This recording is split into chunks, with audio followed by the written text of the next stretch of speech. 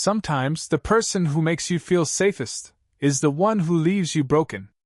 I still remember the first time I saw her, not because she did anything extraordinary, but because of the way everything around her seemed to slow down. She was standing by the window of the small art cafe I used to visit after work, the late afternoon light painting soft gold across her hair. There was a quiet grace in the way she held her coffee cup, as if she had learned to move carefully through a world that had once been unkind. I didn't know her name then. All I noticed was that she carried a stillness I hadn't seen in anyone my age. At 25, I was all restless energy, chasing plans, chasing meaning, chasing something I couldn't name. But she looked like someone who had already learned how to stop running.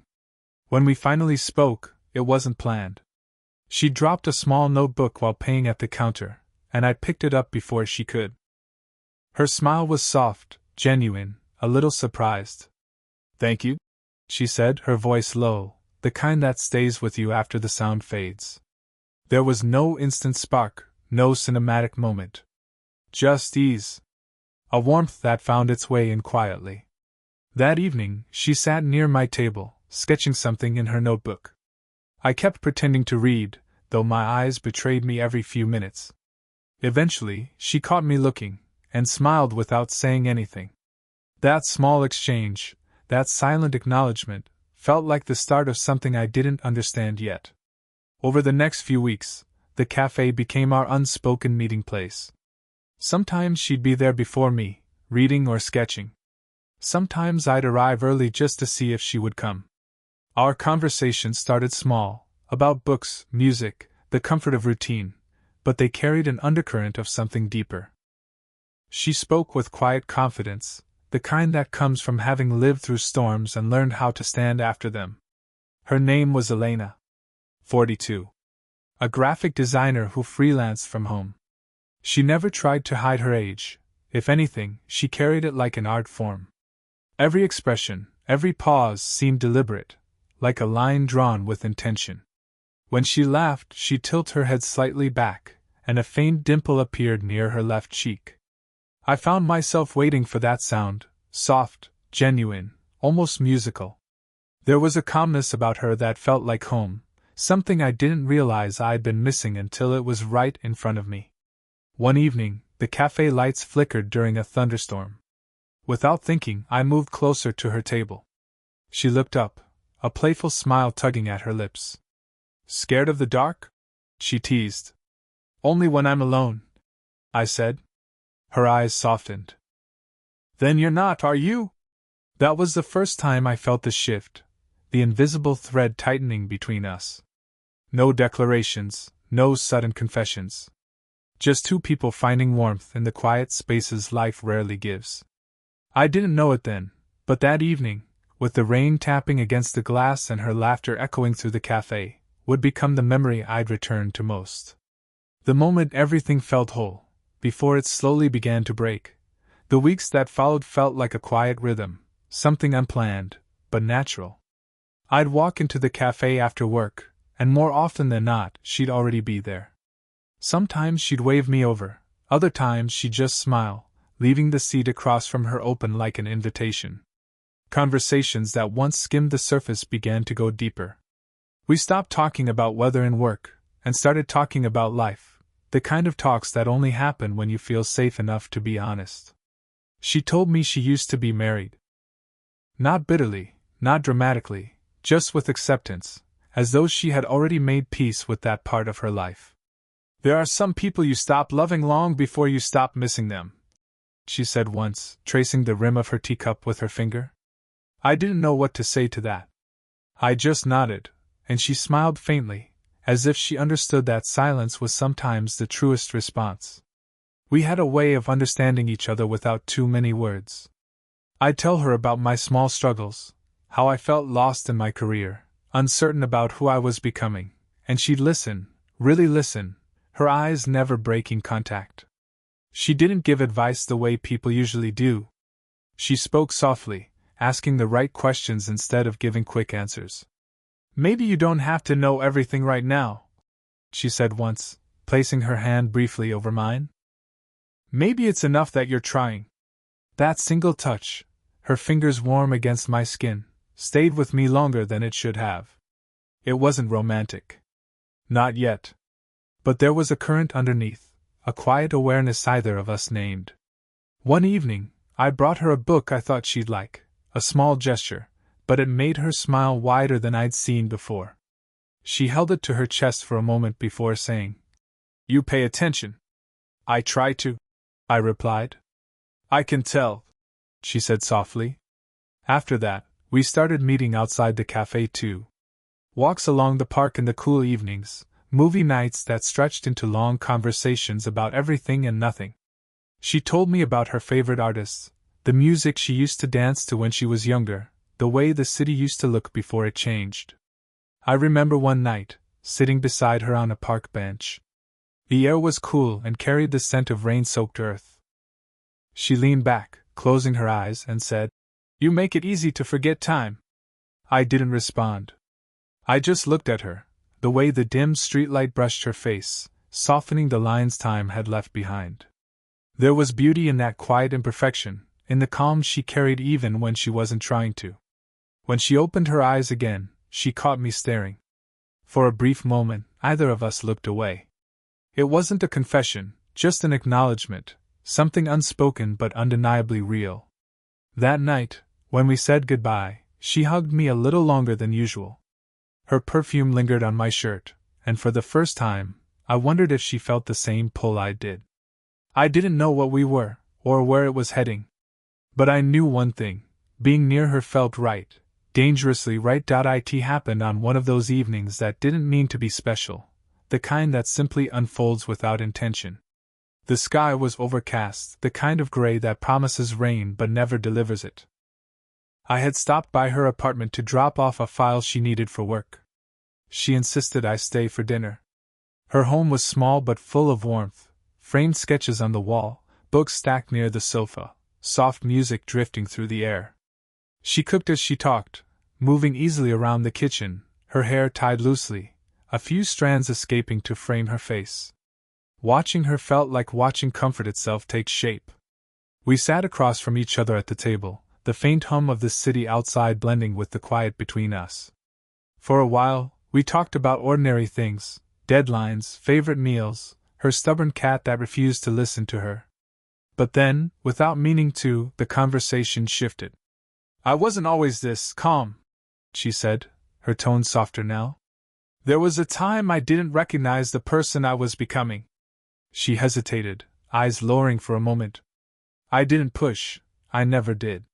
She continued after a pause, as though she'd been holding it in for a long time. "My ex-husband wasn't cruel," she said, "just careless. The kind of careless that chips away at you one small moment at a time. You stop fighting, not because you've given up, but because you've forgotten what it feels like to be understood." Her words settled between us like slow falling dust. I didn't say anything for a long moment. I could see the tremor in her hand as she reached for her glass of water. Without thinking, I covered her hand with mine. "You deserve better than that," I said quietly. She looked at me, really looked. Her eyes glistened, not from tears but from something deeper, a recognition maybe. Then she smiled, but it was fragile. "Everyone says that," she whispered. "But saying it and meaning it, that's different." The air shifted then, thicker, heavier, but not uncomfortable. The distance between us felt smaller, our hands still joined, her pulse steady beneath my fingers. "You can trust me," I said. I didn't plan those words, they simply escaped me. But the moment they did, I knew I meant them. Her eyes softened. "Trust," she murmured, almost as if testing the word. Then she exhaled slowly and leaned back in her chair. "That's not something I give easily anymore." "I'm not asking for it," I said. "Just letting you know I'd never hurt you." For a moment, silence filled the space again, the kind that says everything words can't. The soft rain had finally started outside, tapping gently against the window. She stood and walked toward the couch, motioning for me to sit beside her. When I did, she rested her head lightly on my shoulder. No words. No promises. Just presence. The rhythm of the rain and her steady breathing blurred together. In that quiet, I felt something shift, a subtle but irreversible change. It wasn't love yet. But it was trust. The kind that feels like standing on the edge of something beautiful and terrifying all at once. And in that moment, I made a silent promise to protect her heart, even if it meant losing mine. It's strange how silence doesn't always arrive suddenly. Sometimes it creeps in slowly, soft, almost invisible, until one day, you realize it's everywhere. At first, I didn't notice the change. Our evenings still looked the same, messages shared between work breaks, her voice notes that always ended with a small laugh, our routine coffee at the cafe. But something subtle had shifted. The warmth in her tone had cooled just enough for me to feel it, though I couldn't name it yet. She began canceling plans more often. "Work's been rough," she'd say, or, "I'm just a little tired tonight." Always with that same gentle voice, always kind. But underneath, there was distance, like a door half closed. One Friday evening, I went to the cafe alone. It felt unfamiliar without her. I sat at our usual spot, the one near the window where the light used to fall softly on her face. Her absence filled the space more than her presence ever had. I tried to brush it off, told myself she just needed time. But the truth sat heavy in my chest. Something was slipping away, and I didn't know how to hold on to it without breaking what little remained. When I called her that night, her voice sounded distracted. She said she'd call back later. She didn't. The next morning, I received a short message. "Sorry about last night. Been a little lost in my head lately." Those words, "a little lost," lingered with me. I knew she wasn't one to open up unless something was really weighing on her. I wanted to ask, "What's wrong? Did I do something?" But I didn't. I was afraid of pushing too hard, of making her retreat even more. So instead I waited. I sent small things, a quote she liked, a photo of the rain through my window, a reminder that I was thinking of her. Sometimes she'd reply, sometimes she wouldn't. But even when she did, the words felt lighter, as if she were writing from far away. One evening, I stopped by her apartment unannounced. She opened the door looking surprised, not angry, just weary. Her hair was tied up messily, her eyes shadowed by something I couldn't name. "I should have called first," I said quickly. She smiled faintly. "No, it's fine. I just wasn't expecting anyone." Inside, the air felt heavier than usual. The familiar music wasn't playing, and her sketchbooks were stacked neatly in a corner, untouched. I asked if she was okay. She nodded, too quickly.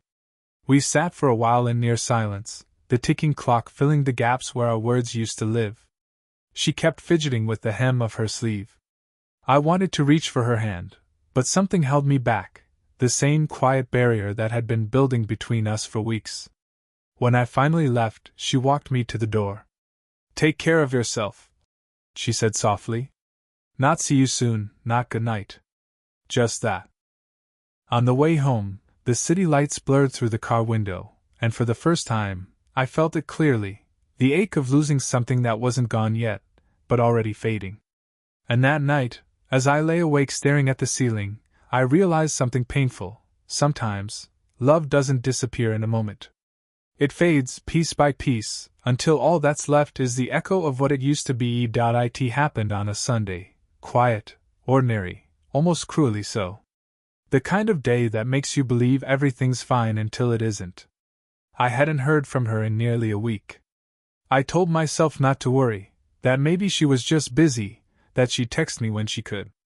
But by the fifth day, the silence felt heavy, not accidental, but chosen. I decided to visit her. Not out of jealousy, not even suspicion, just concern. I told myself it was the right thing to do. But deep down, a small part of me already feared what I'd find. When I reached her building, the hallway smelled faintly of jasmine and rain. Her door was slightly ajar, something she never did. I knocked softly before pushing it open. "Elena?" I called out. She appeared from the kitchen, startled, holding a wine glass. She wasn't alone. A man stood by the window, adjusting his jacket, the kind of casual confidence that told me he belonged there, at least in ways I suddenly didn't. He looked at me briefly, polite but curious, as if trying to piece together who I was. For a moment, no one spoke. The silence was deafening. "Oh, this is unexpected," Elena said, setting the glass down. Her tone was calm, but her eyes gave her away. I managed a small nod, my throat tightening. "I tried calling," I said quietly. "You didn't answer." She hesitated. "I know. I just needed some space." I wanted to ask, space from what? But the answer was standing right there, a few feet away, looking at me with awkward sympathy. Something inside me fractured, not loud, not dramatic.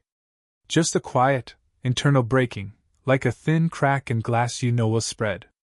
The man, sensing the tension, murmured something about leaving and slipped out, closing the door gently behind him. I stood there, frozen, unsure of what to say. "Elena," I began, but my voice trembled. "Who was that?" She exhaled slowly, her gaze fixed on the floor. "Someone I've been seeing," she said finally. "It wasn't supposed to happen like this." I felt every word hit like a slow, heavy punch. "So when you said you needed space," she nodded weakly. "I didn't know how to tell you. I thought I could figure it out first." Her honesty didn't make it hurt less, it made it worse. Because I knew she wasn't lying. I knew she was torn, and that truth cut deeper than betrayal ever could. "You could have just told me," I whispered. Her eyes filled with something that looked like regret. "I didn't mean to hurt you. I just didn't expect to feel anything again. And then you came along." For a moment, time stood still. Two people in a quiet apartment, surrounded by everything they didn't know how to fix. I nodded, barely holding my composure. I meant every word I said.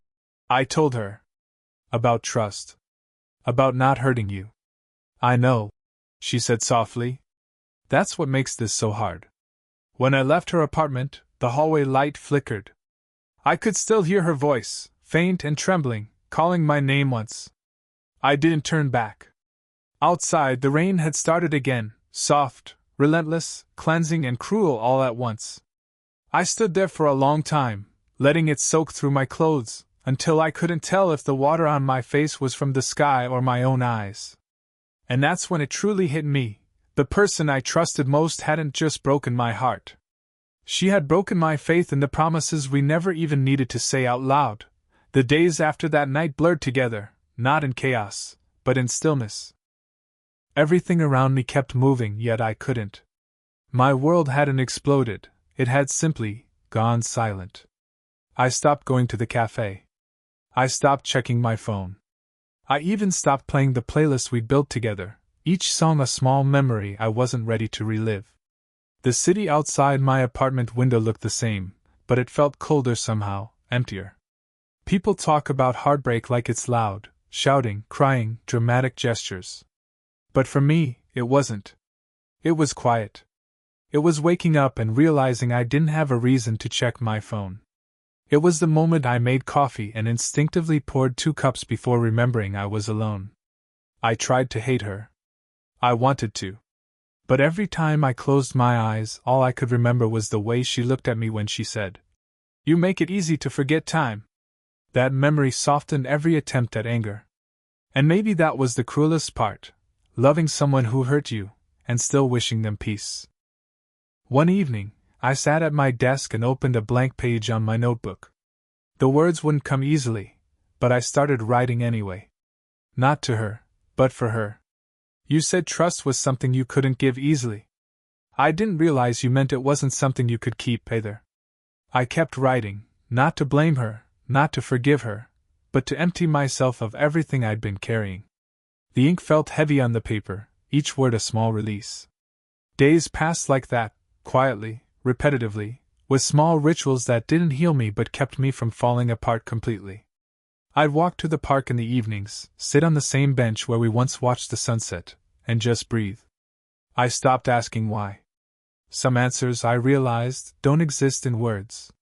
One night, I received a message from her. I hope you're okay. I stared at it for a long time. My chest tightened, not from anger this time, but from something gentler, like grief softened by time. I typed and erased a dozen replies before settling on the truth. I will be. And for the first time, I meant it. That small exchange marked something, not closure, but acceptance. I began to see our story not as something ruined, but something that was. Something that had meaning even if it didn't last. Pain has a strange way of clarifying what matters. I started to realize that love isn't always about keeping someone. Sometimes it's about learning what you deserve in the aftermath. I stopped trying to erase her from my story. Instead, I made peace with the fact that she would always be part of it, not as a wound, but as a lesson. That night, before sleeping, I whispered to the dark, "I forgive you." Not because she asked for it, but because I needed to let go. And as I closed my eyes, I felt something I hadn't in weeks, the faint, fragile calm that comes after a storm. It wasn't happiness. Not yet. But it was the beginning of healing, quiet, honest, and real. Months passed. Seasons changed quietly. The air turned lighter, the days longer, and somewhere in between, the heaviness inside me began to ease. Healing, I learned, doesn't arrive like a sunrise. It's slower. It comes in quiet, unnoticed ways, in mornings that don't hurt as much, in laughter that feels real again, in the silence that finally feels like peace. I started going back to the little cafe. At first, it was strange, like visiting an old memory I wasn't sure I was ready to see again. The tables, the scent of roasted coffee beans, the low hum of chatter, everything looked the same, yet different. I realized I wasn't coming there to remember her anymore. I was coming there to remember myself. I spent my days working, reading, writing again. Life didn't feel dull or colorless anymore. It just was. And that was enough. Then, one afternoon, I saw her. I wasn't expecting it. She was sitting near the window, our window, reading, her hair tied back the way she always used to when she wanted to focus. Time had changed her subtly, the way it does to all of us. She looked softer, maybe a little sadder, but still graceful in that effortless way only she had. For a brief moment I froze. 1,000 thoughts rushed through me, what I'd say, how I'd sound, if I even should go up to her. But then she looked up, and saw me. Our eyes met, and something inside me settled. There was no pain, no anger, just a quiet recognition, like two people who had walked through the same storm and finally found calm on the other side. She smiled, tentative but real. I walked over, unsure of what to expect. "Hey," I said softly. "Hey," she replied, her voice familiar in a way that pulled at something deep inside me. For a moment neither of us spoke. Then she closed her book and said, "It's been a while." "Yeah," I nodded. "It has." There was so much we could have said, apologies, explanations, things left unfinished. But we didn't. Somehow silence said it all. We talked instead about smaller things, work, how the city had changed, how time had somehow sped up and slowed down all at once. When she laughed, it was softer now, almost fragile. But it didn't break me this time. It just reminded me that what we had was real, even if it didn't last. After a while, she said, "You look at peace." "I think I am," I answered. And I meant it. She smiled again, that same gentle curve of her lips that used to undo me. "I'm glad," she whispered. When we said goodbye, she touched my arm lightly, just a brush of her fingers, warm and fleeting. "Take care of yourself," she said, the same words she'd once used before everything fell apart. But this time, they didn't sound like an ending. They sounded like a release. As I stepped outside, the sunlight hit my face, soft, golden, forgiving. I stood there for a moment, breathing in the quiet, feeling the world move on, and realizing, so had I. She would always be a part of my story, the chapter that hurt, but also the one that taught me what love really means. Sometimes, letting go isn't the same as losing. Sometimes, it's just learning to hold the memory, gently, without pain. And as I walked away, I smiled, not for what we were, but for the fact that I finally knew how to say goodbye without breaking.